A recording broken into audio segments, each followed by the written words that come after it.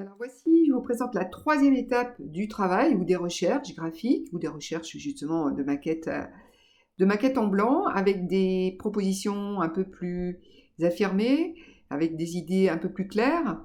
Donc souvenez-vous sur la maquette numéro 2 là, qui était une maquette au crayon orange, j'avais décidé de travailler sur un format à la française et je m'étais donné comme contrainte 3 colonnes.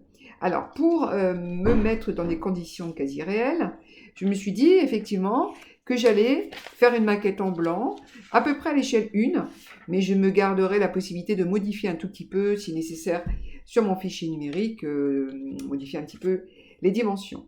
Toujours est-il que voilà, cette maquette en blanc, j'ai tracé donc comment dire, l'empagement, hein, voilà, j'ai tracé effectivement aussi les colonnes et j'ai placé systématiquement le folio. Alors vous verrez effectivement que je n'ai traité que une des périodes de stage, sachant que le principe graphique va se répéter, mais uniquement la couleur changera.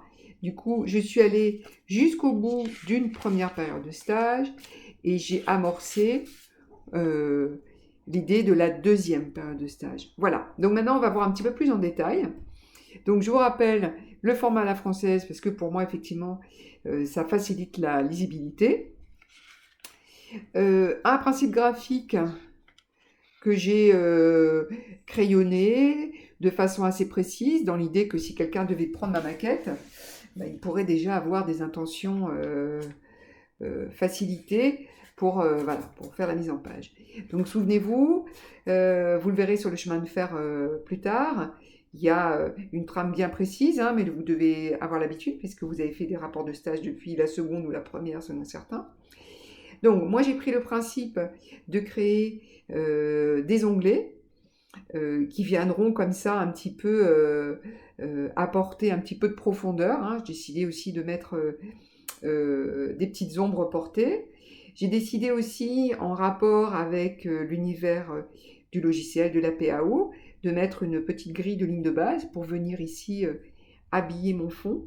Vous verrez aussi que j'ai déjà réfléchi effectivement aux petits attributs graphiques, hein, qu'on pourra retrouver ici pour terminer un paragraphe, ou alors un principe de lettrine, un principe de petits pictogrammes en noir.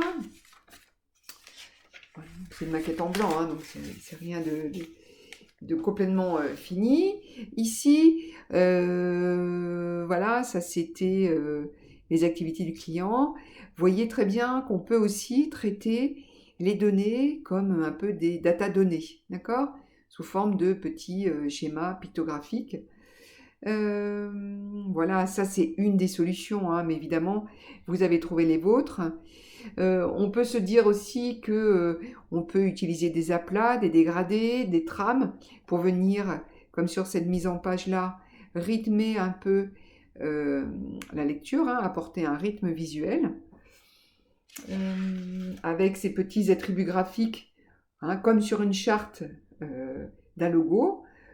Pour créer de la cohérence dans un document, on va trouver une gamme colorée, des petits attributs graphiques et on va pouvoir les modifier dans la taille, dans l'orientation pour conserver une cohérence mais apporter des différences. Ici ensuite c'est pareil, je me suis dit qu'est-ce que j'allais trouver comme attribut graphique. Alors là sur InDesign on sait aussi qu'on a cette fameuse grille, je me suis dit j'allais la faire apparaître et là ça vient parler sur cette partie-là du projet final. Alors je me suis dit pourquoi pas dans un principe comme de SMS ou de bulle, un petit texte en défonce blanc qui viendrait expliquer les différentes étapes du projet mené lors de ce stage. Voilà un petit peu la première partie de ce dossier de synthèse qui serait donc là ici le dossier le PFMP de seconde. Donc ensuite, il ne faut jamais oublier effectivement, hein, quand on fait une mise en page, de laisser aussi des espaces de respiration. D'accord? Donc cette page-là, vous voyez, il y a 3 colonnes, mais bon, vous imaginez effectivement que ça disparaîtra. Hein. Et voilà un petit peu pour cette deuxième partie de recherche graphique. Je vais ensuite vous présenter, maintenant que j'ai les idées un petit peu plus claires, l'ensemble de l'ouvrage sous forme de chemin de fer.